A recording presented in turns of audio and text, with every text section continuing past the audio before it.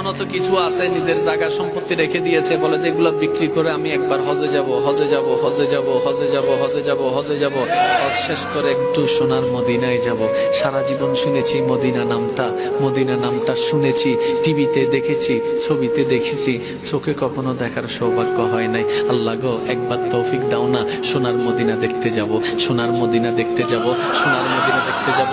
আল্লাহ পাক দয়া করলেন, তার নসিব খুলে গেল। মক্কাতুল মুকাররমা জিয়ারত করে, তাওয়াফ শেষ করে, হজের কাজ সব শেষ করে, উমরার কাজ শেষ করে এবার মদিনার দিকে যাওয়া শুরু করলো, মদিনার দিকে যাওয়া শুরু করলো। এবার যেই দিন সর্বপ্রথম দূর থেকে গাড়িতে করে যখন যাচ্ছে মদিনা শরীফ, যারা গিয়েছেন আমার কথার সাথে মিলাবেন, মদিনা শরীফ গেছে এমন কেউ থাকলে হাত তুলেন।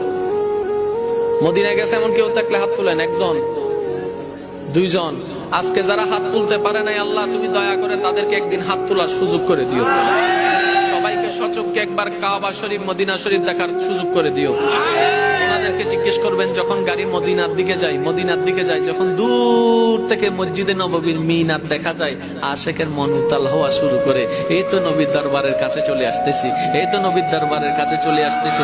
যত সামনে যায় মিনার পরিষ্কার হয়, যত সামনে যায় আরে আশেকদের পাগল পাগল হয়ে যায়। সেজন্য এক আশেক বলে, মে মদিনে চলা, মে মদিনে চলা, মে মদিনে চলা, মে মদিনে চলা, মে মদিনে চলা, মে মদিনে চলা, জুমতা জুমতা মে মদিনে চলা। বলেন না সুবহানাল্লাহ।